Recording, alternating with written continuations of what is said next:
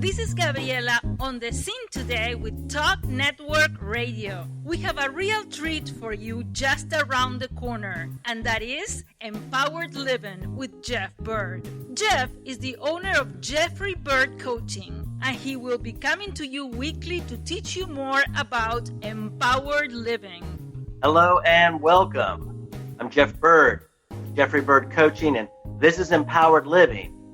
So, if you don't know me, I do a lot of coaching, training, workshops with teams, with different types of organizations, with individuals, and I also do podcasting. This is something that we do every week, and I love doing podcasting. And if you've heard many of my podcasts, you'll know I often touch on a lot of spiritual themes because they're the building block of the person, and I also touch on a lot of business themes. And I'm excited today because a friend of mine, she and her husband were listening to one of the recent podcasts, and he's a super smart guy, and he made the comment that, well, Jeff talks about spiritual things a lot, and he talks about business things a lot, and I think he needs to pick one or the other. Well, now, to me, they go just perfectly hand in hand, and I think I'm going to be able to demonstrate that today and in the series that I'm launching. But, there's the personal side and there's the business side of life, right? But when it comes to that, I like to tell people, I say, well, I've met a lot of people who aren't very professional, but I've never met a professional who wasn't a person. And I don't really think I'm ever going to. And so the better people we have, the better professionals we have. And the better we enable people to understand spiritual truths and realities, the better their thinking's going to be, the better their emotions are going to be, the more they're going to see the big picture and be able to align with it, and then the better they're going to be as a professional. So I kind of want to show that. What came to my mind and what we're going to jump into today is, I don't know if you ever heard of this. There's a group of scriptures called the Beatitudes. It's part of what they call the Sermon on the Mount, which is a sermon, I guess they call it. I don't think that's what they called it back then, but it's just Jesus talking to people. And he was on a mountainside, so they call it the Sermon on the Mount. And one of the things he talks about are these Beatitudes. When I was a kid, we learned them as the Beatitudes. And we had these little bee stickers that were smiling bees and had these different attitudes. And you'd get one of the stickers if you were cheerful, if you were helpful, if you were whatever you were, these good attitudes. It's the Beatitudes. So what I thought I would do, we're used to hearing about these in a church setting, but I thought I would do the Beatitudes for business.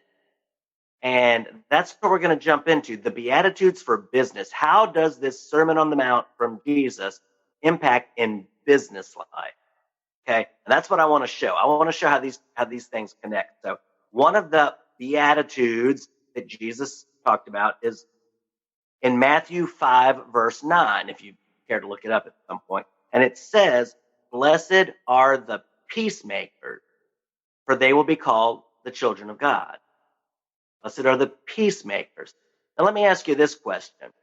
If you're somebody who works with other people in some capacity, be it business, be it a club you're in, be it your family, how much do you like to have peacemakers on your team? Or do you like to have somebody that every time an issue comes along, they just blow it out, they cause more conflict, they make the results worse than the initial problem itself? You know, you've heard of making a mountain out of a molehill. Well, that's what they do. They take these little things and they make them big, right? And if you've ever been in that situation around one of those people, you know that's no fun, right? That's no fun at all. It's my mentor, one of my mentors, John Maxwell, he says that we carry to every problem in one hand a bucket of water and in another hand a bucket of gasoline. It's like we're going to a fire. It's like, which one are you going to pour on the problem, the fire? You know, we say we're putting out fires all day long, right? So which one are you going to take to all those fires you're putting out? You're going to take that bucket of water and make it better and minimize it, de-escalate it, or are you going to take that bucket of gasoline and turn it into a city ablaze, right? Which one are you going to do? Because we have issues. We're just a world filled with issues. We've got company issues. We got coworker issues. We've got client issues. We got personal issues. All God's children got issues, right? We've all got issues. None of us are free from issues at some point or of some sort, right? So it's how do we approach those? Do we approach those as a peacemaker?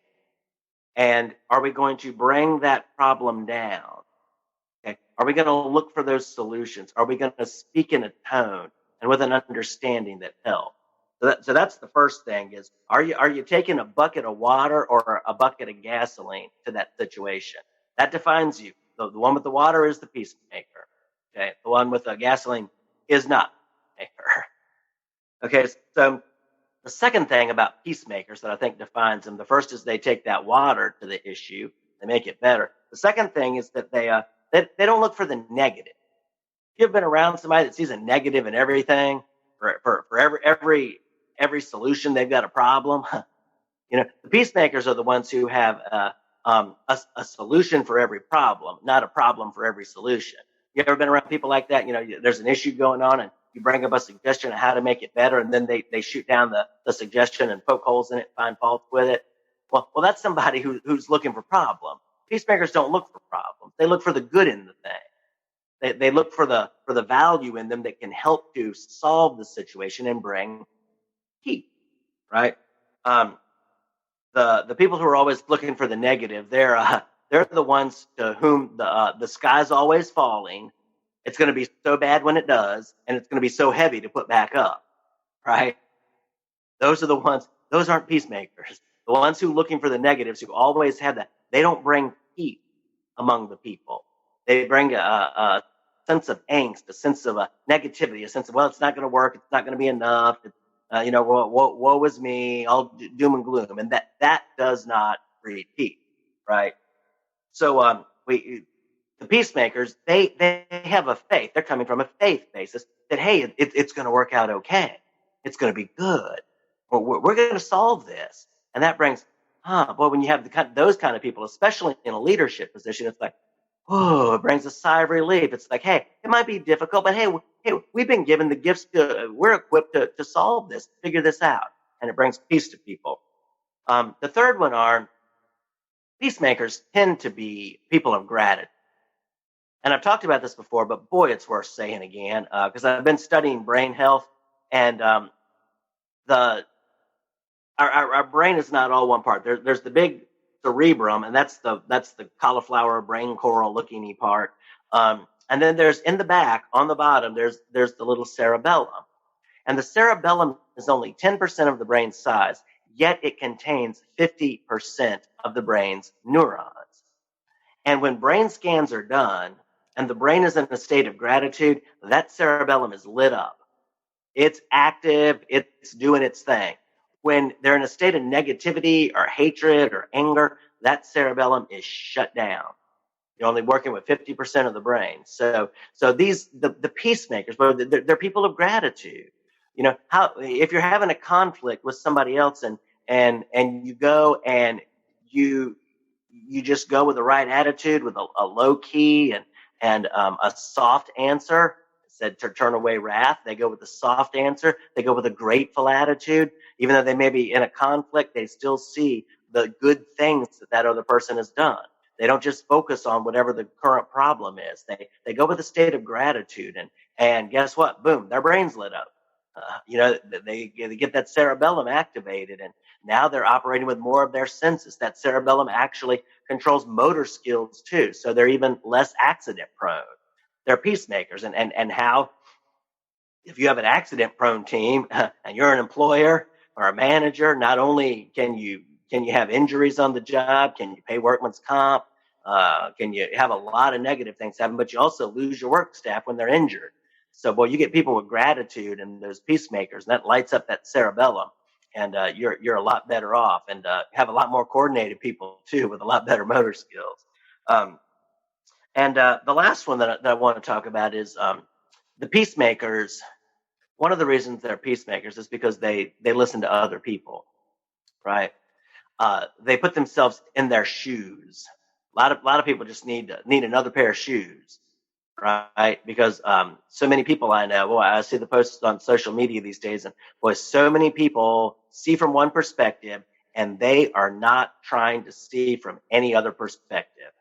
Where if they could tap into another perspective, maybe they wouldn't agree with it, but maybe they could at least understand it, right? Maybe they could understand. So asking questions, listening to stories, listening to where other people are coming from. Just being heard, just having somebody listen to your story and care to listen to that with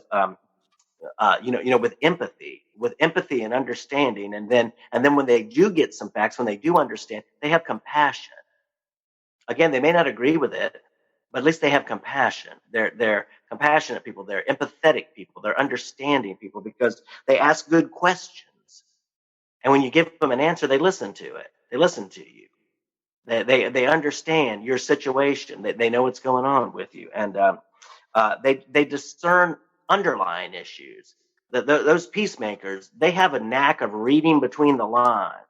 They hear what you say, but they also hear what you don't say, and they can pick up and they're like, well, what about that? And they dig a little deeper to help bring resolution, right? Resolution. But they're people of discernment and they're people of resolution, and again, when the surface, when those issues they don't just throw the book at people. And sometimes it takes being a little bit older and being around the block a few times before you learn, like, hey, let's not just throw the book at people. Let's listen to them. Let's find out what's really going on. Let's hear what it's like to be in their shoes, and listen with empathy and understanding and compassion. And as we listen, we develop trust. And then the more people trust us, the more we can work toward resolution together and come up with a peaceful solution to a problem or something that works for everybody. So that's what a peacemaker does. Now let me ask you this again: if you're in business, who do you want on your team? If you've got a peacemaker and you've got a problem person that stirs up problems and conflicts and makes it worse, which one of those do you think is the child of God to you? Which one? I mean, you get a bunch of crisis, and you've always got crisis, and you're pulling your hair out, and then a peacemaker comes along and helps settle those crises and settle things down. Which one would you call the child of God, right? Blessed are the peacemakers, for they shall be called children of God, right? Because they're worth their weight in gold when it comes to dealing with crisis and to solving problems on a personal level or on a business level. Because like I said, I met a lot of people that aren't very professional, but I've never met a professional that wasn't a person. So you get a better person, you get a better professional, you get a more effective business, you get happier coworkers, you get happier clients, you get better bottom line results. You see how that works? So here's the connection between the spiritual and the business side. The people who have employees who are built up the best on the spiritual realm have the best in the business realm too. It just works that way. They're not separable. They are inseparable. So I want to just give you a couple of tips. And a lot of people, they're always focused on what's going wrong. What's going wrong? Well, my focus is on the wrong, the bad, the negative, the difficult, the news. It's on these things. So tip number one is just focus on what's not going wrong. You may have one thing going wrong in your life. It might be a little thing, but boy, if I hold up a quarter close enough to my eye, it will blot out my view of the sun. Think about it, which is 333,000 times the size of the earth. I can blot out my vision of it with a tiny little quarter that I hold up to my eyes. So if we focus enough on those things that are wrong and we get close enough to them, boy, we can blot out our vision of all the good. So don't focus on the wrong. Focus on all the things that are not going wrong, right? And there's a pile of them. And believe for the best vision and become the person needed to create it. If you're going to be a peacemaker, you can envision what would the best be for this organization? What would the best be for this team? What would the best be for this client? And then once you see it, go, okay, do I need to develop in any way to become that solution? Like Mahatma Gandhi said, be the change you want to see in the world, right? Become